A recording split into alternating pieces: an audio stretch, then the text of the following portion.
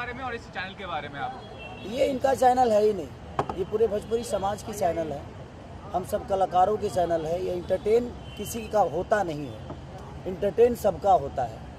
और ये लॉन्च बस एक माध्यम है ये, और ये जो भी कंपनी है, मुझे लगता है कि आप सबके प्यार, जनता के दुलार के और आशीर्वाद के बदौलत ही चलने वाली है। तो ये पूरी जनता की कंपनी है, एस फॉर यू। और मेरी शुभकामना है अपने संगीत की तरफ से मैं तहे दिल से शुक्रिया अदा करना चाहूँगा संजय जी को कि एक माध्यम बन रहे हैं हमारे समाज के लिए, कि इनके ज़रिए अब अच्छे गाने, अच्छे फिल्में, अच्छी प्रतिभा जो भी लड़कों के बीच में होगी, हमारे लड़कियों के बीच में होगी, चाहे वो एक्टर हो, एक्ट्रेस हो, गायिका हो, सिंगर जो भी हो, तो एक माध्यम में बन रहे हैं। और ये बहुत कम लोगों के नसीब में होता है माध्यम किसी चीज़ के लिए बनना। तो एक हमारे लिए खुशखबरी है कि हाँ, एक कंपनी का और निर्माण हुआ हमारे भोजपुरी समाज के लिए।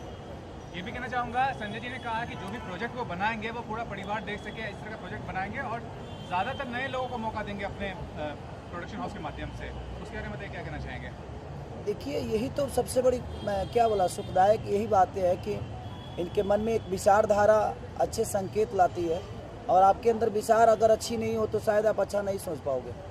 तो इनके विचारधारा में हमारे समाज के लिए अच्छा करना है, तो मेरी शुभकामना है। ये भी कहना चाहूँगा, आप देख रहे हैं 1.5 साल से जो माहौल है, लेकिन अब सब कुछ खुल चुका है, लिट्टी चोखा बम्पर बिजनेस कर रहा है। उसके बारे में बताइए कि कितना अच्छा ये पहल है कि हर चीज़ खुल चुका है, बिजनेस अच्छा हो रहा है सिनेमा का, उसके लिए बारे में बताइए क्या कहना चाहेंगे? ये तो लोगों का प्यार है हमारे प्रति, जो हमें मोहब्बत देती हैं, चाहे वो कोविड हो या कोई भी आपदा आ जाए, वो अपने बच्चों को भूलते नहीं हैं। तो हम एक बेटे की तरह बस संघर्ष करते हैं अपने भाइयों के लिए, अपने बहनों के लिए, अपने माँ बाप के लिए। और वो परिवार हमें अगर सम्मान देता है तो हमें खुशी होती है कि हमारे परिवार में हमारी अहमियत है। कहने भाई, ये भी कहना चाहूँगा कि आज के दौर में आप देख रहे हैं बच्चे जो हैं गलत रास्ते पर जा रहे हैं। अब हाल ही में आर्यन को गिरफ्तार किया गया, उसके बारे में बताइए कि ये कितना गलत चीज़ है। देखिए, वो तो जांच का विषय है, उस पर मैं कुछ नहीं बोल सकता। लेकिन हमारे यहाँ लोग उठलाली से रोटी खा लेते हैं, लेकिन पाउडर नहीं खाते। हम लोग उठलाली से रोटी बोल के खा लेते हैं, लेकिन हम कभी पाउडर नहीं खाते। हमारे यहाँ नशा, हमारे भोजपुरी में तो मुझे लगता है कि सब लोग दूध पीने वाले ही हैं। और होगा कोई तो मुझे पता नहीं है, बस उस पे नहीं बोल ये जानना चाहेंगे, अभी आपने एक बयान दिया था अच्छे चैनल पे, जिम्मेदार चैनल पे, आपने कहा कि एक कलाकार किसी के साथ भी रोमांस कर सकता है।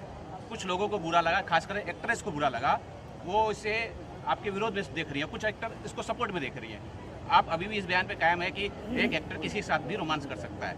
देखिए, मेरे कहने का मतलब कि अगर आप इंटरव्यू को सुनेंगे तो जो भी जिनको भी वो जिन्होंने भी रिएक्ट किया है, मुझे पता नहीं किसने किया है, क्योंकि उतना वक्त नहीं है कि मैं किसी का इंटरव्यू देख पाता हूँ। तो मुझे लगता है कि अगर वो इंटरव्यू मेरा सुनी होंगी तो शायद उनको समझ में आता, और विदाउट सुने अगर उन्होंने प्रतिक्रिया दिया है तो उनकी सोच है। बट मेरा कहने का मतलब है कि एक एक्टर अगर है तो उसके रिएक्शन पे ही चीज़ें होती है। अगर मक्खी इतनी बड़ी हिट हुई तो उसका रीज़न सुदीप थे, क्योंकि उनकी रिएक्शन इतनी अच्छी थी कि एक मक्खी के साथ ने उन्होंने जो एक्ट किया वो मायने रखता है। तो मैंने वही बातें कही कि मेरा अगर डायरेक्टर अगर बकरी को भी लाकर मेरे सामने खड़ा कर दे, तो अगर मेरे कॉन्सेप्ट में बकरी हीरोइन है तो मैं उसके साथ भी रोमांस करूंगा, क्योंकि वो मेरा काम है और मैं अपना कर्तव्य हमेशा करूंगा, चाहे वो जिस विधि में हो। तो मेरे कहने का मतलब कि हमेशा हम कोट पैंट थोड़ी पहनते हैं, कभी कभी अपने घर में तावल में भी रहते हैं। तो जब हम इंसान के रूप में हर भाव में, हमेशा मुझे पनीर तो मिलता नहीं है, कभी लिट्टी चोखा भी खाता हूँ। तो जब हम अपने खाने में, अपने पहनाव में हर चीज़ कर सकते हैं, तो क्या हम बकरी के साथ रोमांस नहीं कर सकते? अगर हमारा कॉन्सेप्ट कह रहा है तो, अगर हमें उसी के लिए साइन किया गया है तो हमारे रिएक्शन पे वो निर्धारित है कि मैं कितना अच्छा रिएक्ट कर रहा हूँ उस बकरी के साथ। तो मेरा मानना किसी हीरोइन को बकरी बनाना नहीं, मैं कैरेक्टर की बात किया। अगर हो सकता है उन्होंने अपने आप पे ले लिया होगा तो मैं उसकी जिम्मेदार कैसे हो सकता हूँ? भैया, ये भी जानना चाहूँगा, बिग बॉस में आप थे, अक्षरा जी भी बिग बॉस गई थी लेकिन जीत नहीं पाई, फिर भी क्या कहना चाहेंगे? आप देखते थे जब अक्षरा जी थी बिग बॉस में, और बिग बॉस शो के बारे में ओवरऑल क्या आपका? हजारों लोग दौड़ते हैं रेस में, हर आदमी तो आर्मी का फौजी नहीं बनता है ना, हर आदमी दौड़ना चाहता है। अक्षरा जी ने बहुत अच्छा खेला, अपने समाज के नाम ऊंचा किया उन्होंने, मेरी शुभकामना उनके साथ है। और हमें उसको गलत, हर चीज़ में जीत थोड़ी होती है, हम अपने समाज को कहाँ लेके जा रहे हैं वो मायने रखता है, जीत मायने नहीं रखता है। जीतने के लिए हम कुछ भी नहीं कर सकते। हमारे समाज में मैं भी बिग बॉस में गया, मैं नहीं जीता, इसका मतलब ये थोड़ी हुआ कि ज़िंदगी की रेस हार गई मैं। आज जहाँ जीत रहा हूँ वहाँ जीत रहा हूँ, जहाँ खेलना है मुझे खेलना है, वो हमारा प्लेटफॉर्म है ही नहीं। वो एक नए प्लेटफॉर्म पे अपने आप को प्रूव करना होता है। तो हम कुछ भी नहीं कर सकते, हम अपनी माँ बहन की गाली नहीं दे सकते और ना ही किसी को दे सकते, ना सुन सकते हैं। और वहाँ हर चीज़ चलता है। तो वो उनका अपना फॉर्मेट है, उसको हम बोल भी नहीं सकते कि हाँ आप अपना बदल दीजिए। हमारा नेचर कहता है कि हम अपने माँ बाप के संस्कार में आज भी जीते हैं और जब तक जिएंगे तब तक शायद उस संस्कार के साथ ही रहेंगे। तो जब संस्कार हावी होता है तो आप समाज में बहुत सारी चीज़ें मिस कर जाते हैं। बाकी हेगड़े के साथ आपके वीडियो सॉन्ग काफ़ी हिट हुए हैं और दर्शक की ये डिमांड है कि आप उनके साथ कोई फिल्म कर रहे हैं, कोई कर रहे हैं तो बताइए। देखिए अभी तो कुछ लाइनअप उनके साथ है नहीं, लेकिन शायद आने वाले समय में होगा। हर कलाकार को इच्छा होती है किसी के साथ काम करना, मेरी भी इच्छा है एक अनुभव के साथ काम करना। तो अनुभव जब आता है तो वो निखार कहीं ना कहीं आपके अंदर होती है। तो आज मैं आस्की मूवी किया, मुझे लगता है कि पापा के साथ मैंने दूसरी मूवी की ना, तीसरी मूवी, एक मैंने प्रतिज्ञा की थी तो हमारा छोटा सा रोल था, और दूसरा मूवी था हमारा असलम जी उसके डायरेक्टर थे और माया जी प्रोड्यूसर थे उसके। संसार में हमारे फादर बने थे। और तीसरी मूवी हमने आस्की की। तो जो चीज़ें मेरे अंदर कमियां थी, पापा हमें बोलते थे बेटा इसको ऐसे बोलो, तो हमें अच्छा लगता है कि अपने तौर पाखी जी हमारी सीनियर हैं, तो हमें लगता है कि उनके साथ जब भी मैं काम करता हूँ या करूँगा तो उनसे कुछ ना कुछ सीखने को ही मिलेगा। संजय जी, आप पटना से आ रहे हैं, लिट्टी चोखा खाए कि नहीं पटना में? हम पटना जाए या लिट्टी ना खाएं तो काहे कभी पटना जाए। कैसे लिट्टी का भाव आज के रेट में?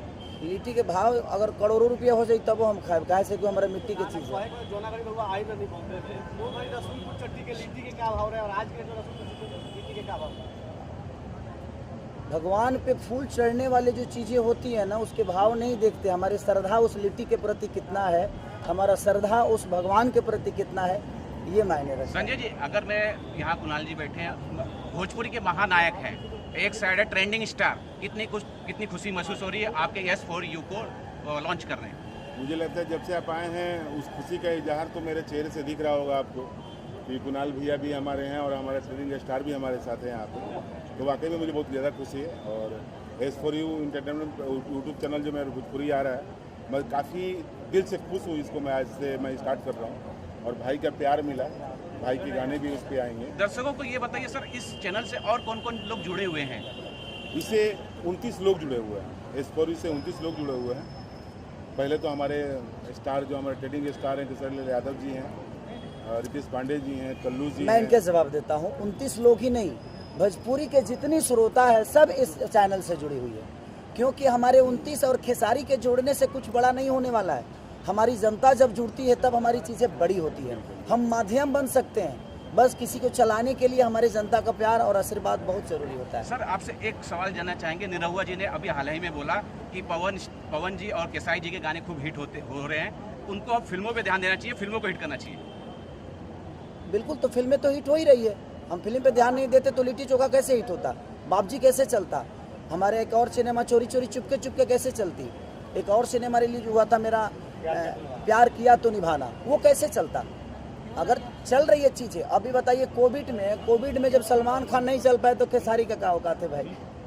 तो हमारे कहने का मतलब कि कोविड में तो कोई नहीं चला, कोविड में तो भगवान तक नहीं चले, जिन्होंने हमें जन्म दिया है, जिन्होंने हमें धरती पर लाया। एक बात बोलना चाहूँगा, ये जो लोग कहते हैं कि ध्यान देना चाहिए, चलना चाहिए, उनकी भी जिम्मेदारी होती है कि वो भी जो फिल्में कर रहे हैं उसको भी चलना चाहिए, सब भोजपुरी सिनेमा में। हाँ, ये जिम्मेदारी सिर्फ खेसारी और पवन की नहीं है, ये खेसारी और पवन की नहीं है, यहाँ director, producer, character, heroine, hero, हर आदमी का विषय है, क्योंकि हमारा सिर्फ खेसारी सिनेमा से नहीं जुड़ा है, भोजपुरी का भविष्य जुड़ा है।